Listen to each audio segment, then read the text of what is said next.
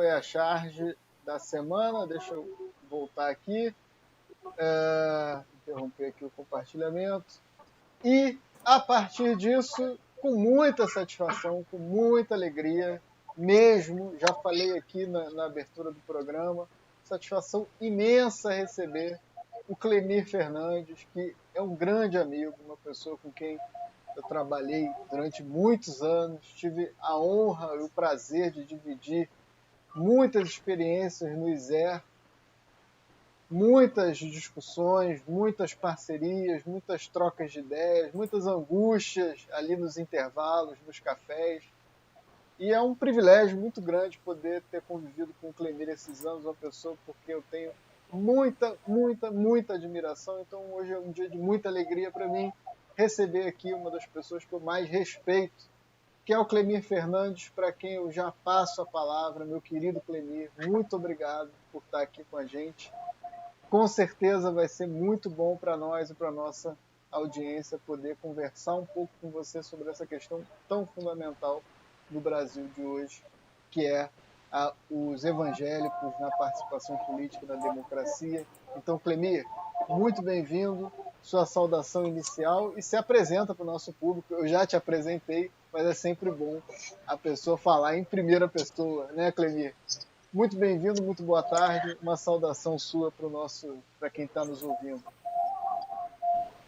Ô André, que prazer, que acolhida generosa essa sua, né? Que só diz quem você é, né? E quem te acompanha, né? Eu quero celebrar este encontro, né? E agradecer muito o convite e o privilégio de a gente poder conversar com seus colegas aqui e amigos, né? O Andrés, que eu entrei ouvindo um pouco a fala dele, o Lício também que está conosco. Queria ter chegado mais cedo, mas é uma sexta-feira pouco carioca, porque de muito trabalho no final da tarde, ainda tem 2 reuniões ainda hoje para frente, mas que bom que vocês estão aqui, divulguei com alguns amigos, achei muito interessante a proposta, o nome do projeto de vocês, muito pertinente, muita ousadia e muita necessidade nesse tempo de falar dessa situação que a gente vive, porque a gente compreende a situação em que a gente está, ou ela nos devora cada vez mais, para lembrar lá o templo. Então, prazer estar com você, obrigado pela generosidade das palavras, pela elegância sua, né, pela sua competência e bom diálogo aqui.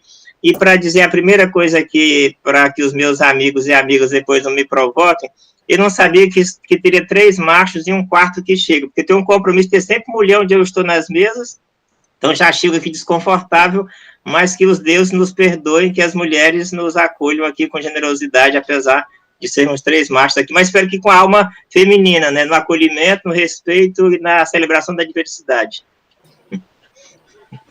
Com certeza, Clemir. Esse é um defeito importantíssimo do Tempo Nublado, que são três barbados aqui que apresentam o programa. Infelizmente, a gente tem essa configuração, mas a gente sempre tenta chamar mulheres aqui para as nossas agendas de entrevista. Mas hoje é dia de 3 homens discutindo, como você falou, se tudo der certo, com uma alma feminina também, né, para falar das coisas. Clemir, meu querido, eu queria, por favor, começar a conversa com você no seguinte, né? Os evangélicos têm cada vez mais uma participação, protagonismo no cenário político brasileiro, tanto no campo democrático como, infelizmente, de certa forma, nos setores mais fundamentalistas, que não são só os evangélicos, mas certos setores do catolicismo também, né? E muitas vezes o campo progressista, o campo das esquerdas, faz leituras muito redutoras, né, dos evangélicos, né? Digamos assim, fazem uma leitura muito homogênea de um campo que é muito heterogêneo. Então, Clemir, se você pudesse me falar um pouco para a gente, né, de como é que é esse processo do lugar dos evangélicos na democracia brasileira, e também como é que foi esse processo, talvez, da emergência desse campo mais fundamentalista e o papel que ele desempenha a partir da sua perspectiva. Então, eu sei que é uma pergunta muito ampla de panorama, mas a gente sempre gosta de começar por esses panoramas e depois vai puxando questões mais específicas para mim. Então, se você pudesse falar um pouco para nós desse contexto, seria excelente. Obrigado, André. Realmente uma questão que dá um livro, né? E a gente sabe que é importante pensar sobre isso, mas isso que é desafiador pensar sobre as obviedades. Elas são mais complicadas do que aquilo que parece complexo, né? Então, eu sou Clemir Fernandes, aí para também atender a sua fala. Eu tenho formação teológica, que é a minha primeira formação, e a gente sabe, né, pelas ciências sociais, a primeira formação da gente, diz a antropologia, ela te determina de tal maneira que tudo que você faz depois está marcado por essa primeira formação, as leituras que fez, os autores e autoras que se conectou. Então, minha primeira formação na teologia, uma teologia bastante, assim, dialogal e ilustrada, ainda nos anos, metade dos anos 80, um curso superior reconhecido, pela sua trajetória aqui no Rio, uma casa de formação muito interessante. Depois fui fazer Ciências Sociais, aí toda a minha graduação, mestrado, doutorado nas Ciências Sociais, minha profissionalização, e a teologia se tornou uma coisa de prazer, como diz o Rubem Alves, um caqui maduro que a gente se alimenta, mas a minha relação com a teologia não é de ganha-pão, é de prazer. E aí sou pastor também atualmente de uma comunidade aqui na Tijuca, com outros colegas e colegas, tentando acolher pessoas distintas e diversas para celebrar a vida, afirmar direitos, construir dignidade, construir caminhos de justiça, em suma. Então, um pouco essa da minha trajetória. Tem duas mulheres, uma que é minha esposa e outra que é uma filha, que é um prazer, está com 17 anos a minha.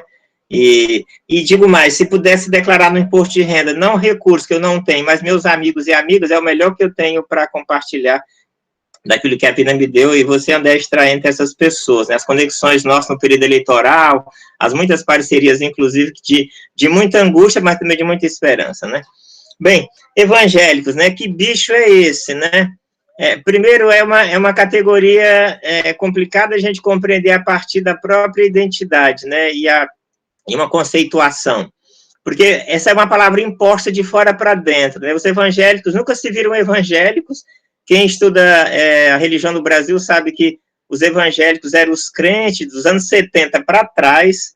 Primeiro eram os protestantes, depois era o crente de maneira geral, a imprensa, um pouco a academia, a partir dos anos 80, no processo da Constituinte, com esse ator novo que apareceu, então deu um nome que era um pouco já utilizado, mas não naturalmente utilizado, evangélicos, e por trás dessa rubrica tem uma fauna, uma flora, uma diversidade muito maior do que a gente possa imaginar. Grupos que são diferentes doutrinariamente, diferentes politicamente, diferentes na forma de organização e de leitura da vida social.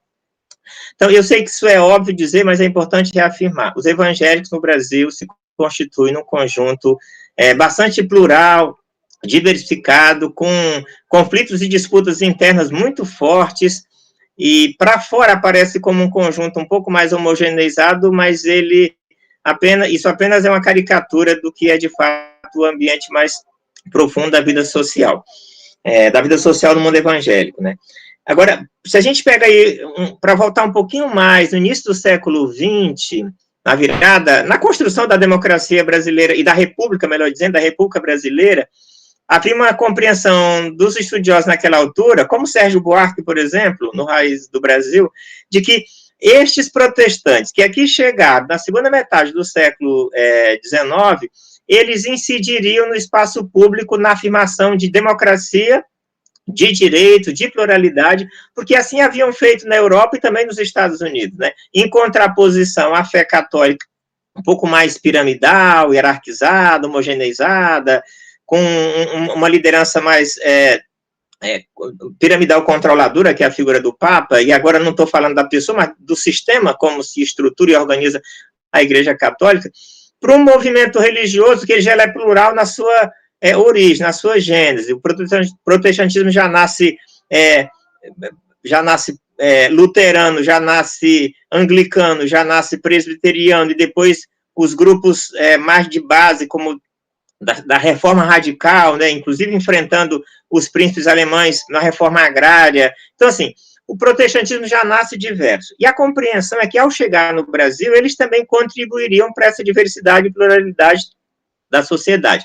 Sim, de alguma forma contribuiu. O protestantismo ajuda a alargar a fé católica, que era a fé quase que única, porque as religiões africanas tuteladas e controladas, né, pela religião católica, inclusive a tradução da santeria do mundo católico com as configurações dos orixás das religiões africanas, em suma.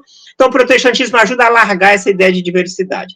Então, a compreensão de que mais escolas como se estabeleceram, mais jornais, mais educação, mais ambulatórios, mais hospitais, porque se é um pouco o início do protestantismo, você levaria a sociedade para um patamar de diversificação e pluralidade e um pouco a afirmação da democracia. Isso vai um pouco assim, mas isso nunca teve um apelo das grandes massas. E aí o pentecostalismo que está no Brasil desde 1910, a Assembleia de Deus, a Congregação Cristã no Brasil, ainda as duas maiores igrejas do mundo evangélico brasileiro, que são essas duas, estão desde 1910, e elas, sim, alcançaram populações mais empobrecidas das margens da vida social, porque o protestantismo primeiro, presbiteriano, luterano, anglicano, batista, alcançou mais as classes médias, um pouco mais alfabetizadas, mas não os pobres mais precarizados. Estes são alcançados pela Assembleia de Deus, e que tem um crescimento muito vertiginoso nos primeiros anos, e essas pessoas que fundam a Assembleia de Deus, dois missionários que vêm da Suécia, passam por Belém, passam pelos Estados Unidos, eles não se envolviam com política por razões óbvias, eram estrangeiros aqui. Então, isso legou um pouco para esse primeiro protestantismo, de que não se envolvia com política. Nem o primeiro, do protestantismo clássico, vindo da tradição luterana, presbiteriana, anglicana, nem o outro vindo pentecostal, e todo vindo por mãos estrangeiras, vozes estrangeiras que não se envolviam com a dimensão política. Então, uma religião muito de casa para o trabalho, de trabalho para casa, e uma ética muito particular, nesse sentido de uma boa pessoa que não se envolvia tanto com a vida social.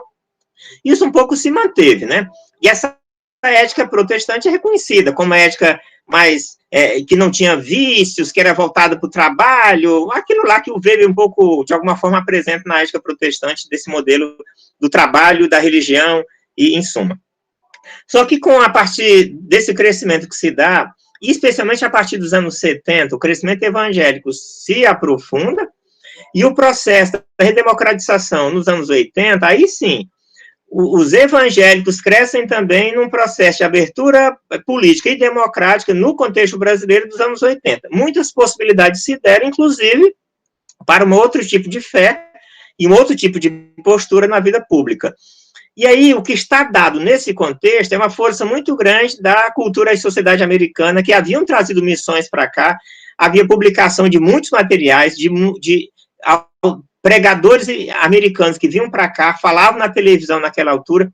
Então, nessa abertura, o que cresce é um tipo de evangélico muito atrelado ao modelo estadunidense, marcado já pelo uso do rádio e da televisão, alcançando massas, com uma teologia já muito, assim, diluída, distanciada de uma reflexão um pouco mais sofisticada, e tentando alcançar essas pessoas com um discurso mais próximo e mais fácil que a teologia da prosperidade. Olha, você faz aí uma série e nisso dialoga de alguma forma com as religiões africanas e católicas também. Faça alguns rituais, isso aqui eu digo como sociólogo, não tem nenhum julgamento de valor em relação a essas outras instituições. Então, você faz algumas práticas e você vai ter algum resultado para uma vida melhor. Numa sociedade de muita pobreza, de muita desigualdade e sem acesso a direitos, essas pessoas vão atrás disso com um certo vigor, julgando que se poderia trazer benefícios para a sua própria sobrevivência. Então, é muito complicado fazer uma leitura assim, mais moralista, sem perceber essa busca por dignidade que essas populações vão, e que tem nessas religiões, no espaço da vida urbana, em que você tem muita presença evangélica, alguém dizendo, você vai parar de sofrer, sua vida vai melhorar, sua esposa vai ser melhor, seu marido vai parar de te bater. O filme, acho que é um retrato interessante desse contexto, é o Santa Cruz, o filme do João Moreira Salles. João Moreira Salles, né, de uma família da alta classe média brasileira, com formação católica densa, e que faz um filme com a sensibilidade impressionante, para mostrar o surgimento de uma igreja pentecostal na região de Santa Cruz, no Rio de Janeiro, e como essa igreja é o único instrumento de associativismo, bem-establecimento de pessoas, dignidade humana, assim, melhoria das condições, inclusive, nos casamentos. Então, o olhar antropológico, social e sensível do João Moreira, nesse filme, mostra o que é o evangelho na base que alcança essas pessoas nesse contexto. E aí, o que a gente vai, a partir dos anos, no crescimento disso dos anos 80, é como isso vai sendo tutelado por certas lideranças, que, para mais de religiosas, são também lideranças empresariais, porque essa relação de protestantismo e de evangelicalismo e também capitalismo, ela está... Outro dia, uma professora pesquisadora nos Estados Unidos, ela dizia, isso está desde o Império Romano. E aí me permite a digressão. Quando o Império Romano tem a sua crise, e a religião cristã, que estava ali tentando se soerguer, quando o Império Romano entra na crise, essas instituições, inclusive econômicas do Império, são assumidas pela Igreja e por pessoas cristãs que dominaram isso, inclusive vão fazer vendas e circular pelo mundo. Isso para mostrar que tem aí uma espécie de uma afinidade eletiva nessa relação também de evangélicos, comércio, em suma. E aqui no Brasil se dá por esses empresários que vão buscar, inclusive, um nicho de espaço de reconhecimento, de crescimento. No meio disso surgem rádios eminentemente evangélicas, como a Rádio Melodia, depois a Rádio 93. Então, isso ganha muita força nas bases da sociedade, onde a esquerda nunca esteve tão presente assim. Um certo brisolismo esteve aqui no Rio de Janeiro, mas não a esquerda. A gente sabe quando o Lula vai para o segundo turno em 89, quem o leva para a favela, porque assim, o PT estava nas classes mais intelectualizadas, no empresariado, ou melhor, nos trabalhadores mais organizados, urbanos, mas não e estava também no movimento da igreja popular, da libertação, mas não na favela em si, um espaço mais que tinha outros atores ali presentes, tanto em São Paulo como no Rio, especialmente no Rio de Janeiro.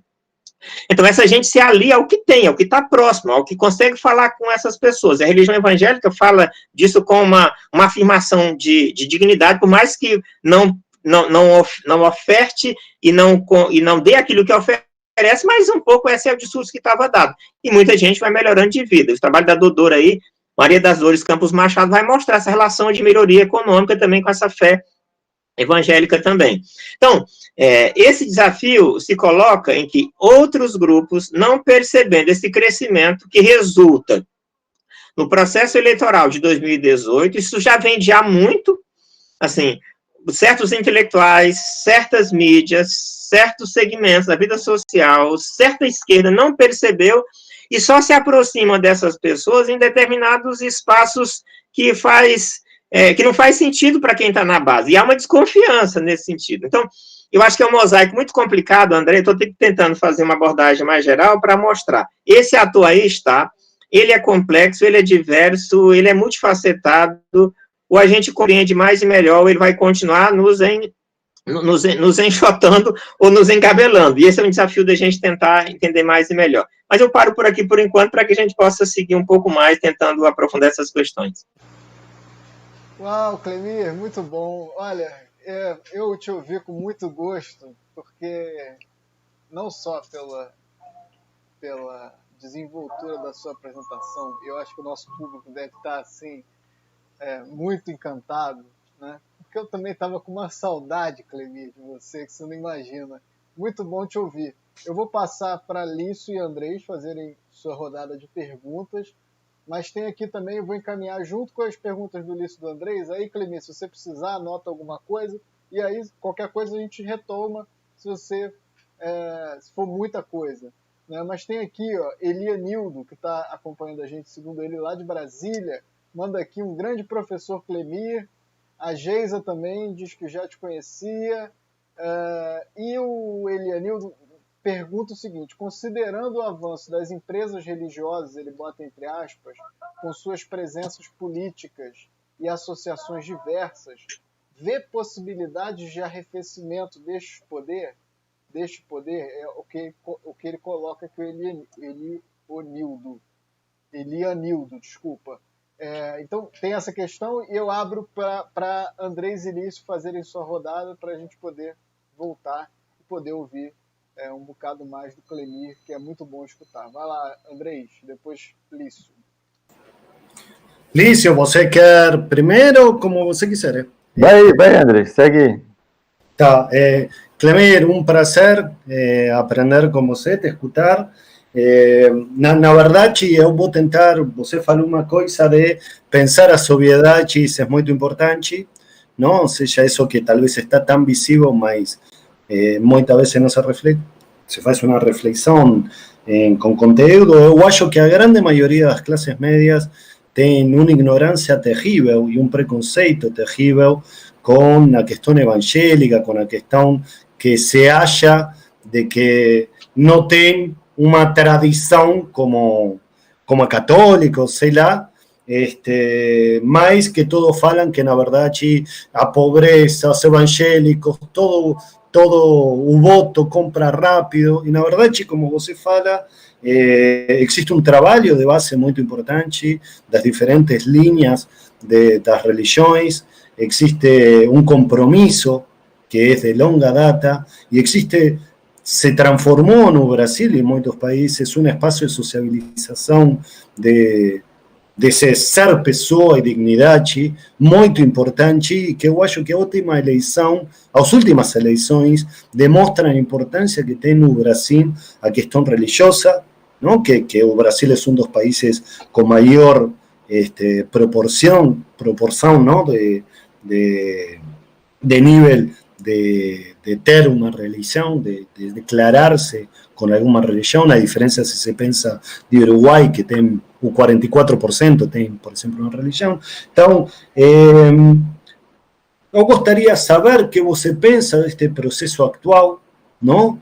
De ter tantas lideranças evangélicas de diferentes linhas, do lado do poder, de forma tão visível, não? De uma forma quase depredatória do poder.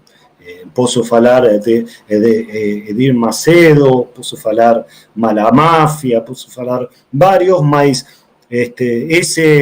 essa posição de ter alcançado o poder em muitas instituições políticas e a visibilidade que significa isso para você e para aprender também em isto que quando muitas pesquisadoras de antropologia tentam saber o que se trata o bolsonarismo, todo fica muito desconhecido quando começa a questão religiosa. Então, são poucas pessoas que sabem abrir essa caixa de Pandora, essa caixa desconhecida que para muitos pesquisadores é essa questão religiosa no Brasil. Mas eu gostei muitíssimo da sua apresentação e continuo aprendendo. Não? Vai lá, Lício. Bem, Clemir, muito prazer e muito obrigado pela sua fala, né, pela sua conversa, né, aqui pelos elementos que você traz. Realmente é muito importante fazer esse resgate aí que você fez, né, sobre a história, né, de como que chega, né, qual o papel dos evangélicos, né, porque até mesmo eles são chamados, né, de evangélicos e eu acho que tem um aspecto que você falou naquela, quando você fala do princípio do pentecostalismo no Brasil, que é deles não se envolverem com a política, né? E até porque muitos eram estrangeiros, tal, então tinha essa coisa, você tinha que ter seus valores, né? Serem pessoas, né, de bem, pessoas, né, que cuidavam da família, né? Trabalhavam, tal, quer dizer, tinha isso como valor, mas isso não era visto como parte não era participação política, né? E aí você trouxe aquele momento lá dos anos 80, quando começa, então, a ter um envolvimento maior com a política, né? E quando a gente vê hoje em dia, como que é essa relação entre política e religião, né? Porque até estava tendo uma discussão aqui no meu bairro, né, onde eu moro, que era um pouco assim, temos um grupo, mas não vamos falar de política, não vamos falar agora está chegando as eleições, né? Não vamos discutir os candidatos, não vamos, porque isso vai gerar conflito. Então, quer dizer, no espaço público, né, que seria das associações de moradores e tal, a política vai ficando cada vez mais esvaziada, né? Que a gente vai vendo a política como algo que é impuro, né? Digamos assim, algo que gera conflitos, né, algo que é feito por, não quero saber de político, né, tem uma fala um pouco que é bastante comum, né, na população, só que ao mesmo tempo a política ela vai ganhando os espaços, né, por exemplo, as igrejas então começam a falar de política, né, a gente discute muito os quartéis, né, os militares, as polícias, né, todos eles, quer dizer, são âmbitos que talvez deveriam estar resguardados da política, né, e não deveriam ser os âmbitos do espaço público da política e que acabam sendo justamente onde se formam grande parte das opiniões políticas, né? Não sei, pelo menos na visão que eu tenho, né? De que maneira essa relação entre política e religião ela está se dando hoje no Brasil, né? E que aparece para a gente, como o Andrés falou, né? Como uma caixa preta, porque quem não compartilha muito né? Como é o meu caso, né? Eu não vivo muito o mundo da religião, assim, né? Então as coisas chegam muito de fora, né? Para mim, né? E eu acho que esse elemento que você traz nos ajuda a compreender com uma visão que tem uma maior proximidade com o mundo da religião, né? Então essa é a pergunta que eu faço, né? Como que está aí a política e religião no Brasil? Aí? Valeu, Lício. Clemir, foram muitas questões, você fica à vontade para entrar nas que você quiser. Está contigo a palavra, de novo, meu querido. Obrigado, André. Né? Muito obrigado mesmo, prazer. Com seus colegas aí também com boas reflexões, né? O Andrés e o Lício, e também Elianildo, lá de Brasília, né? Importante parceiro nosso lá. Obrigado, Elianildo. Então, sobre a questão do Elianildo, sobre essa questão do poder, né? E se ele arrefece, né? Aquela coisa básica da ciência política, né? Não tem vácuo de poder. Se tem poder, alguém assume, alguém enfrenta, alguém toma, né? Os evangélicos gostaram e não dão um sinal tão cedo de que vão abrir mão disso, viu? Acho que isso é para deixar o pessoal bem animado, assim, porque estão gostando, né? Primeiro porque chegaram pela porta da frente, assim, e isso é dito nas pesquisas que a gente faz, assim, não estão lá por outra razão, chegaram pela porta da frente, e acho que uma coisa que dialoga aí com a questão que o Lício trouxe ao final, e eu já trato disso na fala também com o Elianildo, que é o seguinte, Lício, e também do que foi dito, né, pelo Andrés, assim, os evangélicos não participavam lá nos começos da vida política, porque as lideranças todas que vieram eram estrangeiras, elas eram impossibilitadas de participarem. Então, criou uma certa... Como eles não se envolviam, porque eram estrangeiros, e não tinham possibilidade, houve uma compreensão de que ser evangélico não se envolvia com política. Então, é uma decorrência de uma ambiência histórica e que se constituiu como um fator nesse arrefecimento com relação à própria política e à participação política de maneira mais efetiva. Isso é uma coisa. Como era minoria, isso se manteve como um tal. Por outro lado, acho que também dialogo já aí com o Lício, a Igreja Católica, e aqui a gente é uma afirmação assim, da pesquisa, a Igreja Católica tem relações com o poder e com o Estado desde 1500 e depois da República, especialmente, isso nunca foi visto como um problema. É preciso que a gente desnaturalize e observe esse objeto com essa análise também. Foi sempre natural. Assim, o Alexandre Brasil tem um livro chamado Relações e Privilégios e mostra que na República, e o livro dele tem na capa do livro uma foto do cardeal Leme aqui do Rio de Janeiro, junto com o presidente Vargas, que ia inaugurar uma obra pública, era normal que o cardeal estivesse lá. Ninguém nunca achou isso estranho, porque era natural, entre aspas, que a vida política e a vida brasileira e a vida religiosa, ou seja, ser brasileiro era ser católico, como já se estudou tanto na nossa identidade nacional. Isso nunca foi visto estranhamente. Por exemplo, para pegar uma coisa mais recente aqui para a gente, né? Quando teve a grande luta da construção da LDB, após a Constituição de 88, para ter uma lei de diretriz e base da educação nacional laica, como a gente desejou, quem faz o registro, primeiro, desse material é feito pelo Darcy Ribeiro, respeitado, né, intelectual, educador brasileiro nesse contexto, também parlamentar. E o que surpreende a gente é que um dia depois que o documento é apresentado e que foi aprovado, e depois que ele é publicado no Diário Oficial, ele apareceu lá no outro dia como tendo ensino religioso nas escolas públicas, o que não estava no documento da Darcy Ribeiro. Quer dizer, de noite, Assim, a Igreja Católica consegue, por intermédio de Fernando Henrique Cardoso, numa canetada que colocou o ensino religioso na lei LDB, o que não foi discutido pelo parlamento. Isso é para ilustrar a força da Igreja Católica, mas isso não é visto como um problema, isso está naturalizado. Assim, a conquista de uma coisa, numa legislação que não estava dada, não foi discutida, mas que entra e que isso é aceito como tal. Mais recente ainda, quando no governo Lula, você tem a lei, a Concordata Brasil-Vaticano, não é em outro governo, no governo Lula. A Concordata Brasil-Vaticano é uma afirmação, é um conjunto de regras de direitos afirmado entre o Brasil e a Santa Sé. Causou mal-estar, o Zé fez um monte de debates, mas aí está, não foi em outro governo. Então, isso é um problema, mas não tanto. Agora, os evangélicos é esse bicho estranho, que acho que como o Ulisses falou muito bem. Então, quando ele está no espaço público, ele, de fato, causa mal-estar, porque parece que é um corpo diferente, de outro lugar, que apareceu aqui. E aí, se a gente vai alargando nossa compreensão, esse é um ator que está presente há 200 anos na vida brasileira, ele está presente na vida nacional, ele está amalgamado já na própria cultura, de certa forma, ele se enraizou fortemente e ele conquistou o poder. E como é que conquista poder? Tem uma palavrinha que ajuda a entender essa questão, viu, Lício e Andrés? A palavra medo, que é uma palavra muito utilizada no ambiente evangélico. Os evangélicos, por causa da reforma protestante, sofreram muita perseguição da Igreja Católica na Europa, mortes, etc., tudo mais. Também mataram também. A gente sabe que as mortes eram de um lado ao outro, né? Mas aqui no Brasil também sofreram muita perseguição, porque era uma religião oficial, era católica, os evangélicos, minoria, e não era nem tolerado, portanto.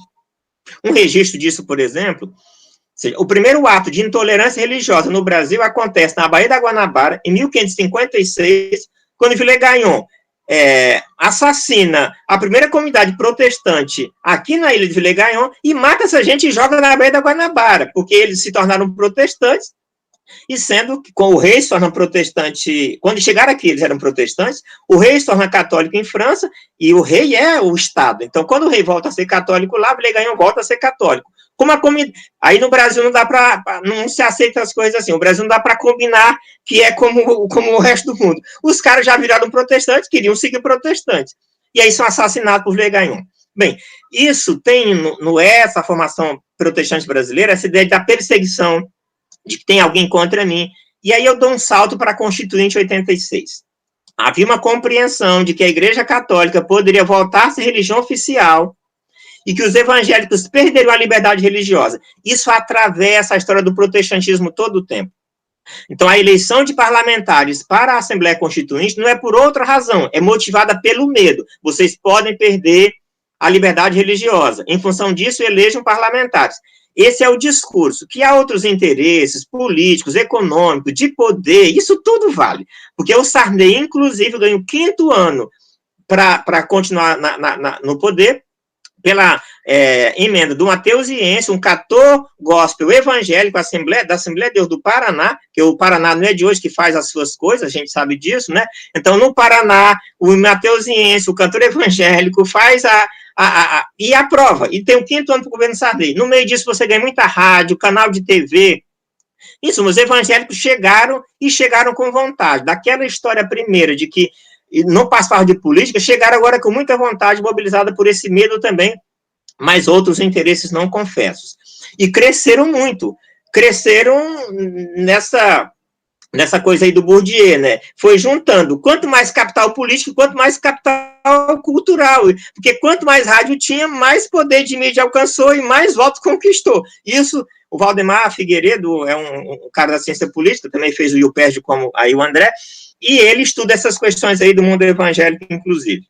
Então, essa ideia do medo, ela mobiliza todo o tempo. Essa ideia é mobilizada na eleição de 89 com Lula, esse cara vai tirar a liberdade nossa, ele em suma.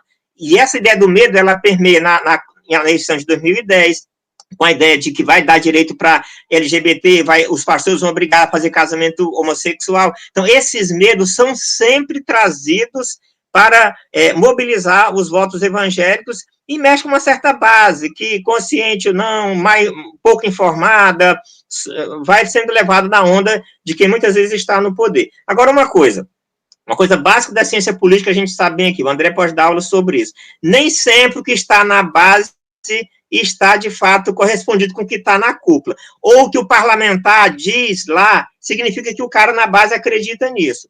Então, esse cara no parlamento, na bancada evangélica, pode dizer que é contra casamento homossexual, que ele é contra o aborto. Na base, uma senhora da Assembleia de Deus que tem um filho homossexual, ela defende seu filho e dá dignidade para o seu filho e reconhece como tal. Para ilustrar isso e fechar esse ponto, o Zé fez uma pesquisa, um encontro com parlamentares da bancada evangélica, conservadores, com pastores mais conservadores, aqui do Rio de Janeiro. Nós ficamos chocados porque havia um gap, havia uma distância bastante significativa entre pastores, mesmo conservadores, com discursos parlamentares da bancada evangélica. Então, assim, não é um contínuo tão simples como a gente possa querer imaginar. Há muito dissenso nesse ambiente, embora o que mais aparente no espaço público é muito mais o consenso, a convergência, parece que é tudo igual, em suma.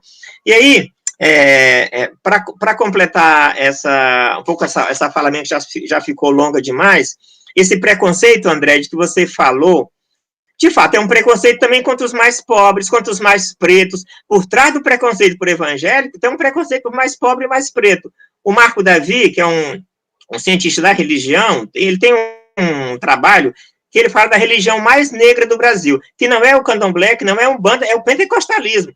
As igrejas pentecostais estão cheias de pretos e pretas que ressignificaram identidades, encontraram espaço de convivência. Assim, posso fazer a crítica que fizer e devo fazer, mas preciso reconhecer que nesse lugar essas pessoas encontraram algum espaço de suspiro de oprimido, para pegar uma categoria aqui do velho Marx, assim, de suspiro, de respirar, de vida. Então, muitas das nossas lideranças mais ilustradas, nós muitas vezes não compreendemos isso e colocamos numa chave de que são dominados, e aí a gente sabe pela ciência política também. Não é sempre dominado assim, essa gente também é um ser político, faz a avaliação da realidade, faz o voto como ele percebe que vai tomar a melhor situação desse cenário. Então, por que Bolsonaro tem um apoio que tem agora no Nordeste? O cara faz uma equação, como é que a vida dele estava, e o que ele pode auferir dessa relação. É uma lógica também de fazer uma equação da vida como está dado, do que eu posso auferir. Nós todos fazemos, agora os mais pobres, a gente sempre tem um lado mais moralizante para fazer a crítica. E por que essa gente, né, Lício, tem visibilidade? Sim, essa gente garante um certo apoio a quem está no poder. Isso não é de quem está no poder, além da eleição, precisa continuar mantendo o poder para poder se manter, para se legitimar todo o tempo. Se percebe que os grupos evangélicos têm uma relação muito mais próxima e íntima, os líderes com seus fiéis, que se encontram não só uma vez por semana, 2, 3 vezes por semana. O Zé está com uma pesquisa aí em curso sobre como está a religião na pandemia, e vemos que as pessoas aumentaram as práticas religiosas na pandemia. As redes sociais são um fator de maior presença das pessoas na religião. Inclusive, as contribuições financeiras aumentaram também. Então, o cara bota agora o celular lá na tela da televisão, que ele já faz a contribuição direto, entende? Então, há uma conexão muito mais próxima, há uma linguagem muito mais direta, há uma gramática muito mais simples e que talvez outras religiões não conseguiram. Mas mais ainda, não é só o mundo evangélico, como disse bem o André, o mundo católico mais conservador é tão forte ou mais poderoso que o mundo evangélico. E mais ainda, o Elianilda que está presente, em certos segmentos do kardecismo e das religiões africanas também, você tem muito apoio a esse projeto que está aí no poder. O que os evangélicos fazem? Eles botam a cara a tapa sem constrangimento qualquer. Eles gostam de estar nos holofotes, e eles, inclusive, dizem de poder que às vezes nem tem. O que o parlamentar diz, o que o líder da igreja diz, o que o grande pastor aí pentecostal que está na mídia diz, não tem todo esse poder. Estudos antropológicos vão mostrar de que mesmo na igreja do pastor, que eu não vou mencionar o nome mais conhecido, você tem fissuras muito grandes na sua própria igreja local, ali na Penha. Gente que defende direitos LGBTs, defende aborto, afirma direitos de populações minoritárias. Então, não é tão homogêneo como se pensa e como se quer. Mas quanto mais eu digo que é homogêneo, quanto mais ele se fortalece politicamente e quanto mais dá voto para ele também. Porque ele vende isso para os candidatos que vão lá nas igrejas nesse período. Então, eu acho que sem nenhum tipo de misericórdia, para usar uma palavra aqui religiosa, com o mundo evangélico, mas com olhar mais arguto, mais cuidadoso, mais antenado, mais crítico, mais distanciado dos nossos desejos, das nossas próprias vontades e percepções políticas e nossas colorações. Eu acho que é um desafio a gente olhar mais e melhor para esse cenário, para que ele, de fato, não continue a nos engolir. E aí, de fato, eu termino, André, essa palavra de que, assim, eu acho que é boa, Lício, lembrar disso, de que, assim, a política está em qualquer ambiente da vida social, está no quartel, está na igreja. Agora, uma coisa que o que não pode, que não deve, porque está na lei, é proibido, é crime eleitoral, é você usar o púlpito de qualquer religião para você fazer militância política. Isso não pode. Agora, os crentes discutirem, ou no terreiro, ou na igreja católica, direito, dignidade, democracia, assim, isso é mais do que necessário, porque isso é um espaço de representação da vida social também. Agora, a liderança religiosa, por força da própria lei, e a lei, porque é uma razoabilidade humana, ela não pode usar da investidura do seu cargo e daquela representação política, como diz lá o Weber, desse carisma que ele possui para usar o púlpito e inibir fiéis e constranger, inclusive. Isso é crime. Agora, o debate, o conflito, isso é necessário, e a gente ou faz isso com os nossos também, ou a gente vai terminar perdendo essa parada. Muito bom, Clemir, que prazer te ouvir. Clemir, se você tiver tempo até às 4, eu tenho mais uma rodadinha aqui, pode ser? Sim, ok, André. Eu espero ser mais sucinto, eu estou sendo muito prolixo, né? É isso, não precisa correr, não. Na verdade, assim, primeiro eu queria fazer um comentário em cima de uma questão muito importante que você colocou, que é essa circunstância de um certo preconceito também que se instala, né? Que, por exemplo, fazendo pesquisa sobre violência letal, né, no Rio de Janeiro, a gente, por exemplo, percebe nos relatos, né, de que quando um jovem negro morre na favela, os primeiros a chegar não é o Estado, não é a assistência social, não são os equipamentos públicos. Os primeiros a chegar para amparar a família, para providenciar o sepultamento, isso uma pesquisa recente do Observatório de Favelas mostrou, são os líderes religiosos, em geral, pentecostais, né? Então, de fato, é um campo muito matizado. Acho que o Clemir traz questões perfeitas aqui para a nossa discussão. Eu vou dar um rasante aqui, Clemir, rapidão no chat, que tem questões foram colocadas, e aí você faz uma última rodada de considerações finais e pinça o que você achar pertinente aí nessa tua última rodada, né? O Eduardo Encarnação, que é nosso aluno lá da UF Angra, fala que o fato dos líderes serem empresários, se isso desvirtua qualquer intenção eclesiástica, ele afirma, mas eu acho que pode ser posto como uma questão. O Leandro coloca assim: caro Clemir, não há como falar da intervenção do evangelho no âmbito do governo sem refletir sobre o ensinamento bíblico, abre aspas, vós não sois parte desse mundo, fecha aspas. Como é sua visão em relação a isso?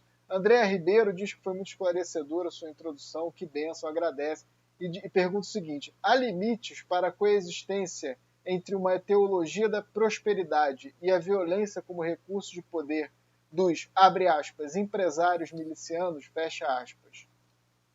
A Jacira pergunta uma questão que eu acho bastante importante, Clemir, se você acha que as pautas identitárias afastam a esquerda dos evangélicos. Essa é uma questão bastante interessante. Bom, tem outros comentários aqui, eu agradeço muito, Carlos Vinhais, que está aqui com a gente comentando, Luciana Falcão, Edivan Francisca, todo mundo muito querido aqui, participando bastante pelo chat, mas eu abro novamente para você. André, fala isso. Só complementar que o Clemir fez uma observação muito interessante, né? Porque, inclusive, que na minha fala, quando eu falei que da igreja, dos quartéis, é porque você tem e ele fez uma distinção que é muito importante, principalmente na véspera da eleição, né? Porque não é que os grupos dentro da igreja não possam ter a discussão política, pelo contrário, né? Na verdade, a política tem que estar permeando todos os lugares, né? A minha fala era comparativa, ou seja, alguns espaços públicos, né, acabam perdendo essa dimensão política e acaba que o lugar onde a pessoa acessa a política acaba sendo os grupos de apoio, os grupos dentro da igreja, grupos religiosos, ou dentro lá quer dizer, dos quartéis, né, como eu dei de exemplo, mas eu acho que ele foi perfeito no esclarecimento, né, e nessa distinção, e está sendo muito enriquecedor entender essa dimensão política, né, que perpassa toda a vida humana, né, que está relacionada, todas as dimensões da vida humana que estão relacionadas com a religião também. Beleza, isso. Valeu. Clemir, com você novamente, meu querido. André, eu vou tentar aqui, né? Foram muitas questões, eu não sei se peguei todas, mas em suma, essa questão que o Eduardo mencionou, e uma outra pessoa também, sobre a organização religiosa em bases mais empresariais. Então, por mais que a gente possa fazer a crítica disso, mas isso é legítimo e isso é do jogo, entende? Assim, eu posso, eticamente, não ter nenhum tipo de prática como essa, e não tem, inclusive rechaço, mas assim, é da ordem do jogo a pessoa conseguir se estruturar e se organizar e se cacifar e buscar poder. Então, assim, não é usando a linguagem da religião, não é pecado buscar poder e se estruturar. A questão é como é que você faz isso, com que ética você faz isso, com que fins você deseja isso, é uma outra discussão. Eu acho que está posto aí criticamente em relação aos próprios evangélicos, né? Em relação à questão dos milicianos, esse é um tema de uma complexidade, uma seriedade que exige, de fato, um aprofundamento nesse sentido. O ambiente da milícia é um ambiente que vai crescendo aí na vida social brasileira. Ele perpassa o mundo evangélico, mas não apenas. É preciso que a gente perceba isso em outros muitos espaços, porque se eu só vejo isso, então eu já coloco um carimbo e só vejo isso. Eu acho que os evangélicos devem responder, os que têm relacionamentos com esse tipo de questão. O trabalho da Cristina Vital sobre, inclusive, evangélicos nas favelas e tráfico, né, traficantes evangélicos, como se tem dito. Então, isso tudo deve ser colocado em profunda análise crítica da pertinência, da coerência, da possibilidade disso, né, porque parece que ultrapassa qualquer dimensão nesse sentido. Eu acho que tem a ver com uma fala que alguém disse aí, citando um texto, né, do próprio Jesus, né, vós não sois deste mundo, né, isso é uma expressão bíblica, né, vós não sois deste mundo. Usando aqui meu lado mais teologal, quando essa expressão aparece na Bíblia, não está dizendo que não é para viver no mundo, antes pelo contrário, assim, o mundo aí é uma categoria que diz de um mundo da corrupção, da perversão, da maldade, da violência, daquilo que a gente não quer, que a gente não aspira. Tudo que a gente faz no mundo é fazer um mundo diferente, de justiça, de paz, de dignidade, afirmação de direitos, em suma. Então, quando diz, vós não sois deste mundo, mas na própria oração de Jesus, ele diz, olha, venha o reino para este mundo. E o reino de Deus para este mundo não é de autoritarismo, não é o reino evangélico, pelo amor de Deus, assim. É o reino da justiça, da paz, de dignidade para todos e todas, porque Jesus não tem nem religião. Então, assim, vós não sois, não vivo neste mundo segundo a ética e a ótica perversa desse mundo, do mundo da milícia, do mundo do crime, do mundo da violência. Então, isso não pode, isso não coaduna com uma fé evangélica e com uma fé religiosa qualquer que tem, assim, no reconhecimento da dignidade humana, princípios, por exemplo, que sustentam a própria fé de qualquer religião. Então, esses empresários surfam nessa onda, e muitos deles nem religiosos são, né? Aqui no Rio, o famoso empresário de rádio, que nunca ia à igreja, mas tinha uma certa gramática religiosa, mas que não era religioso para valer. Eu acho que essa presença dos evangélicos no Brasil causa muito desconforto e mal-estar, para retomar aí um ponto que já tinha mencionado, e vai continuar, porque, pelo que os estudos mostram, vão continuar crescendo. A gente, lamentavelmente, não tem um censo deste ano que não vai acontecer, só vai acontecer no ano que vem, e esperamos que aconteça. O que a gente tem da tendência, e o ISE acompanha isso, é que você vai continuar tendo um crescimento muito vertiginoso deste campo, por mais que tenha criticado, batido, exposto, mostrado as contradições. Isso é um objeto de pesquisa para a gente.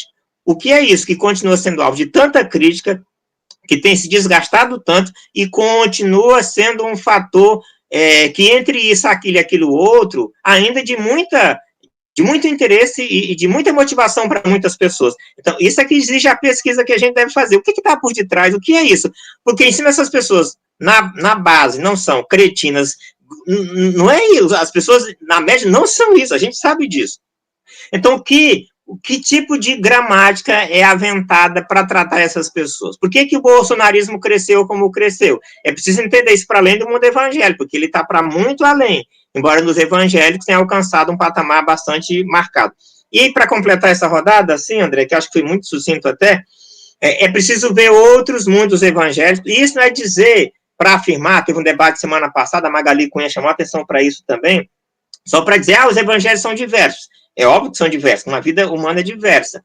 Mas é perceber também que desse ambiente evangélico, estranho como muita gente pode achar, você tem encontrado importantes espaços de formação política e social que a gente podia dizer da melhor qualidade para a vida brasileira. Então, quando no ano atrasado, o Isé participou como amigos Cury, lá na corte, na discussão sobre o aborto, é uma pastora evangélica, Luz Marina Garcia, que talvez fez a peça mais interessante daquele dia como lá, a partir da teologia que ela faz, a partir da reflexão teológica, é a palavra da Luz Marina. Também do direito, mas é fundamentalmente uma palavra teológica. Quando você tem no Brasil uma associação assim, de mulheres evangélicas, assim, pela legalização do aborto, isso é do mundo evangélico. Mais ainda, quando você tem no mundo evangélico igrejas totalmente inclusivas, inclusive com reconhecimento hierárquico de pessoas que são ordenadas pastoras e pastores e bispos de outra dimensão da sexualidade humana, LGBT, de qualquer uma dessas letras aí. Então, as igrejas evangélicas é que têm o acolhimento da diversidade, como nenhuma igreja católica tem nesse sentido, como afirmação do discurso e da prática também. Então, segundo o evangélico, essa coisa, por um lado, bastante estranha, é nele também que esse germe da diversidade, da pluralidade, inclusive da democracia, você vai encontrar também. Então, afirmação de negritude, afirmação de direitos sexuais e reprodutivos, afirmação de LGBTs, afirmação da questão dos mais empobrecidos, afirmação da questão de refugiados, de acolhimento, de reconhecimento. Então, assim, o mundo evangélico, ele é muito mais plural do que possa imaginar. Então, hoje você tem, na grande mídia, certas lideranças que vieram do mundo evangélico pentecostal. Posso citar aqui um nome, que é o Ronilson Pacheco, posso citar a Camila Mantovani, nomes do mundo evangélico que passaram, que são evangélicos, do mundo pentecostal, que vêm da periferia e que a sua formação se dá na igreja e que estão hoje com a articulação pública a partir da igreja também. Então, nesse espaço, você também tem muita coisa para você olhar, e não só marcar o olhar por um certo viés, que deve ser olhado, pesquisado, estudado, criticado, denunciado, mas olhar outro lado também e perceber a pluralidade desse ambiente e perceber que conexões a gente pode fazer e que aproximações a gente pode fazer e que aprendizados a gente pode ter mutuamente com esses outros espaços, às vezes muito estranhos para certos segmentos da esquerda onde a gente convive também. Acho que isso é um desafio para todos nós. Assim. Maravilha, Clemir. Olha, estamos aqui todos... Eu sabia que ia ser uma tarde muito feliz para mim, porque ia poder rever, reencontrar você, que é um grande amigo para mim, uma pessoa que, como eu já falei, que eu tenho muito carinho, e tem tanto a dizer, né, Clemir? Esse debate vai retornar ao Tempo Nublado. A gente, inclusive, essa semana conversou sobre convidar a Luz Marina, isso está no nosso radar. Acho que a gente tem que chamar a Cris Vital também, que é outra grande amiga, companheira, que faz esse estudo imprescindível, né, sobre essa interface entre o pentecostalismo e o tráfico e o crime, o controle territorial armado no Rio de Janeiro. Uma coisa que a galera está dormindo no ponto, né, Clemir? O pessoal não está vendo, não está estudando essas coisas. Meu querido, eu agradeço imensamente a sua participação. Acho que todo mundo está com um gostinho aqui de quero mais. Aprendemos muito. A gente abre um último bloco. Se você não tiver que sair imediatamente, se você tiver que sair já, eu já abro para você se despedir e fazer suas considerações finais aqui. Mas se você tiver mais uns minutinhos, a gente tem um último bloco, que é de dicas culturais, onde a gente fala para o público aqui coisas que a gente está ouvindo, escutando, lendo, assistindo, se divertindo com ou pensando a partir de, né? Que são coisas que são tão importantes para a gente atravessar esse momento triste, um momento de luto, né, que o Brasil está vivendo no meio dessa pandemia, que é a arte, a cultura, o conhecimento, o entretenimento também, por que não? Né? Então, se você puder ficar nesse bloco, Clemir, eu já te convido, é rápido, é só você dar a sua dica mesmo. Se não puder, eu abro para você se despedir. Pode ser, Clemir? Sim, tranquilo, então, André. beleza. Então, vamos fazer o seguinte, você vai pensando aí na sua dica cultural, que aí eu abro para o Andrés dá a dica dele, e se você já tiver com a tua na manga, a gente passa para você também poder dar sua dica cultural e se despedir do público. Vai lá, Andrés. Opa, bom, Clemir, un crack absoluto. Muitíssimo obrigado por aceitar o convite, por nos ensinar muito, aprendi muito. É muito bom escutar você é muito pedagógico e muito amoroso. Agradeço muito suas palavras. Vou fazer dica cultural, mas para isso preciso me vestir, preciso colocar o boné correcto para falar a dica correcta. Eu vou falar uma dica que é um momento excelente para isto. Só para o público que vai ouvir o podcast, não vai estar vendo, então o Andrés acabou de vestir um boné escrito Caipira do Mato. Vai lá, Andrés, qual é a tua dica? Exatamente. Então, como estamos na fase caipira, vou colocar un grupo nuevo, un grupo novísimo, nace en el 73, teve como 5 formações, então, trio Parada Dura tem um tema fundamental, que es perfecto para el momento que estamos viviendo, Aceita que doy menos, del 2017, ese es un tema fundamental para hoy, y después este es un novo sertanejo caipira, como do Mato, novi da década del 60, inicio de la década del 60, el Guayo también pasó por varias formaciones, ya terminó en 99, mas Renato Teixeira, Pena Branca y Chavantino, en el 92 grabaron ao vivo en Tatuí, se llama, y tienen dos músicas, Romaría y Yalana para Carol, esas son las que estamos escuchando, a que en hoy está inundando os meus ouvidos e que a terra brasileira do interior e que está en todos nós é muito importante nos encontrar. Clemir, um prazer. Lício também. Andrés, um abração. E hoje é noite de sertanejo. Abração. Valeu, Andrés.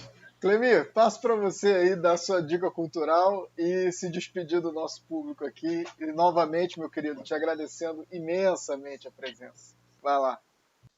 André, quero parabenizar vocês aí pelo projeto, né, e pela tarde boa de sexta, e agradecer muito o convite e o prazer, o privilégio, um tempo de pandemia com tanta dor, tanto sofrimento, e um ambiente difícil, mas a gente junto fortalece a esperança e a fé também. Então, obrigado pela acolhida sua, muito elegante, muito boa, muito ajudadora, e também do Andrés, do Lício, sucesso para vocês. E então, vou dizer das coisas que eu estou lendo. Eu sou uma pessoa extemporânea, então leio coisas. Então, eu acabei de ler um conto de 2 cidades, assim, do Dickens, e fiquei muito, assim, outra vez impressionado com o que a violência humana pode fazer, a maldade humana, a intolerância. Então, isso é um tema sempre recorrente para a gente pensar. E aí, estou lendo agora o Moleque Ricardo dos Zé Lins do Rego, para pensar esse Brasil ainda que não muda como a gente gostaria, com as intolerâncias, as violências, a negritude, o racismo, essa coisa está toda presente aí. Vi recentemente um filme com minha mulher, uma coisa de Netflix, tranquila, o Adu, um menino, uma criança, né, refugiada, com sofrimento desses atroz do mundo contemporâneo, desgraçado, então recomendo também.